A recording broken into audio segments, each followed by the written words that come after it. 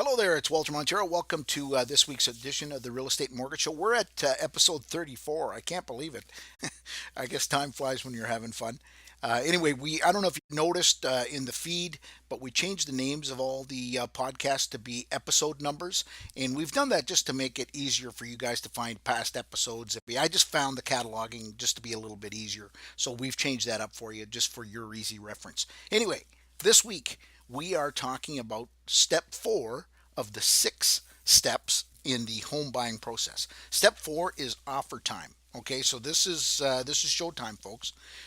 You've gone through your budgeting, you did all that, you met with the mortgage broker, you got a good handle on your finances, you've sat down with your realtor, you've evaluated your needs, which is, of course, step two. You know exactly what you're looking for. Now you've gone on to step three, you're shopping, you've gone out shopping for your home, you've gone through all those. You're gone through the process of elimination, you're doing your drive-bys, all that kind of stuff. You're not looking at any more four or five houses per appointment. Now you found what you like and it's showtime. Okay, so I guess at offer time, the first thing you got to do is, first of all, really determine, does the house that you're going to make an offer on meet your needs? And if it meets your needs, then that's great. Okay, so what the first thing you got to do is go back to the office with your realtor, and you want to determine its true value.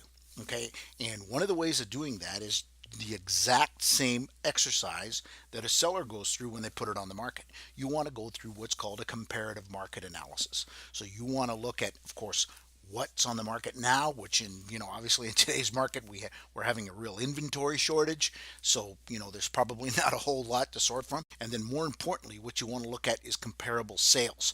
Now, comparable sales, you want to look at relatively recent information so you have a good handle on what homes like this have been selling for in the recent past. So if you're looking at information that's 2 months old, 6 months old, that's not too bad. Maybe even as far as a year old. Okay, anything beyond that, I wouldn't look at because the data is really irrelevant. All right. So you want to make sure that your data is good and relevant, good and fresh, so you can make a decision. Obviously, in a market like we're having right now, it's escalating, and we think it's escalating at a relatively good pace. So just because a property sold for X amount of dollars, a month ago, doesn't mean that it's not worth more now. Okay, so it's certainly something to keep in mind. Obviously, you don't want to go crazy on this, but at the same time, you got to keep in mind that we are in a move up market. Okay, so an escalating market. All right, so you've determined the value, you've narrowed down what you want to pay for it. Now it's time to draft the offer. So you draft up the offer. You want to make your offer conditional on financing. You want to make it conditional on inspection, conditional on sale of property. Whatever those conditions are. So the one thing that you want to do is, obviously execute your due diligence, and certainly don't include any goofy clauses that don't get a chance of getting accepted by the seller. You can try it if you're the only guy at the table. Okay, the only one making an offer on a house. But if you're in a multiple offer situation, the last thing you want to do is put anything goofy into an offer, okay, and load it up with conditions, okay. Now, I'm not telling you to make offers unconditionally, and unless you have the absolute wherewithal to buy that property. If you need financing for a property and you're going to borrow the money, you need to make the offer conditional on financing. All right. If you're unsure about the general condition of the property, you need to make it conditional on a home inspection. All right. Now, having said that, some people, especially if they're going into a multiple offer situation, sometimes you'll even see people move in and do a home inspection before they even make an offer. So let's say the offer is being presented tonight at 7 o'clock, and you've decided through the day that you want to make an offer on this property. I've seen some buyers go out, get a home inspector, get the home inspector in the property right away, and then that way, if the buyer is happy with the outcome of the home inspection, then they don't even need to include that clause. All right. So it's something for you to consider.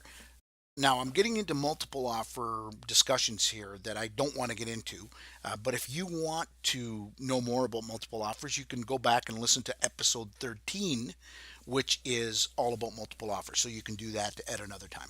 Okay.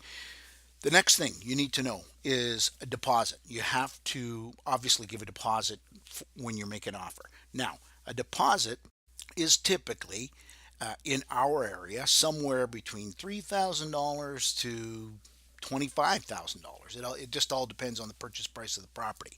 Typically, they're somewhere around 5 or 10 grand. Okay. Now, you go into the GTA market, you're not going to get away with making an offer with a $3 or $5,000 deposit. Those guys look for big deposits, 50 grand, 75 grand, 100 grand, because I mean this is a crazier market, and a lot of times they look for 5%.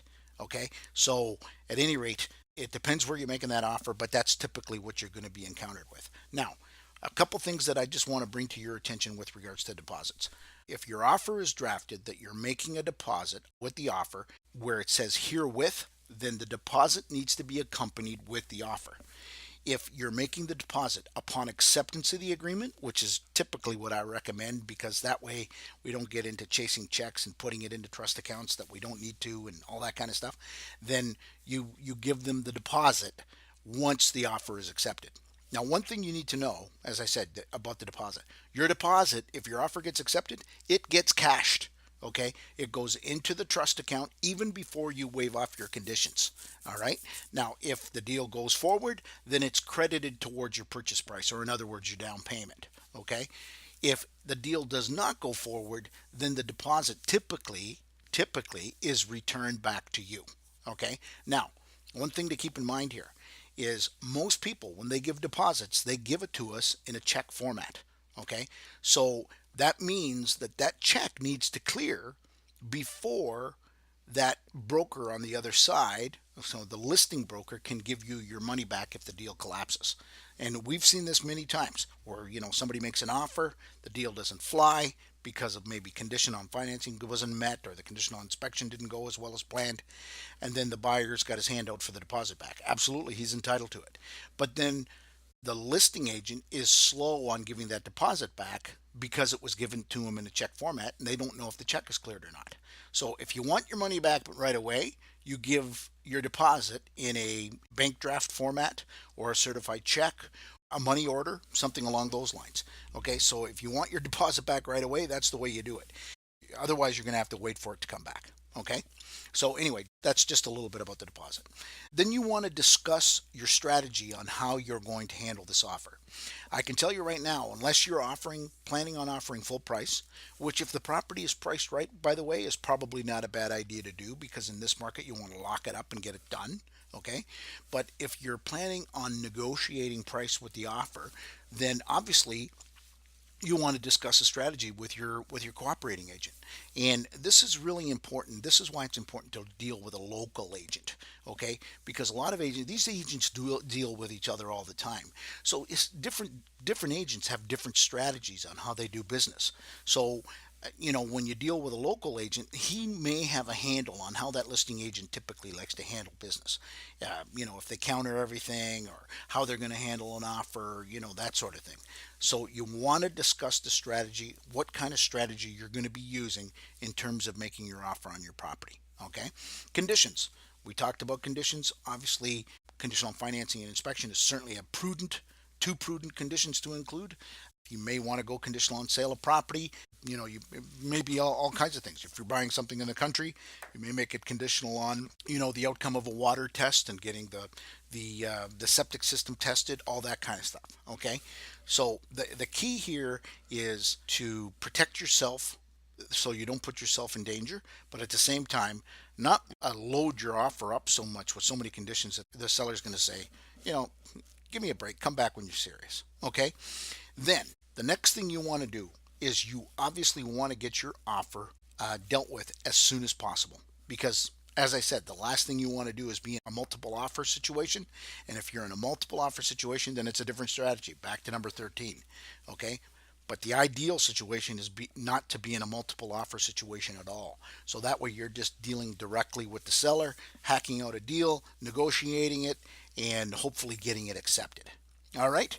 So that in a nutshell is the process of offer time. Next, what we're going to be talking about is what happens after your offer is accepted. Thanks again for listening to this week's episode of the Real Estate Mortgage Show. If you have any real estate questions, please direct them to me at 519-624-9222. or walter@maximumresults.ca, or you can find me online at www.cambridgehouses.com.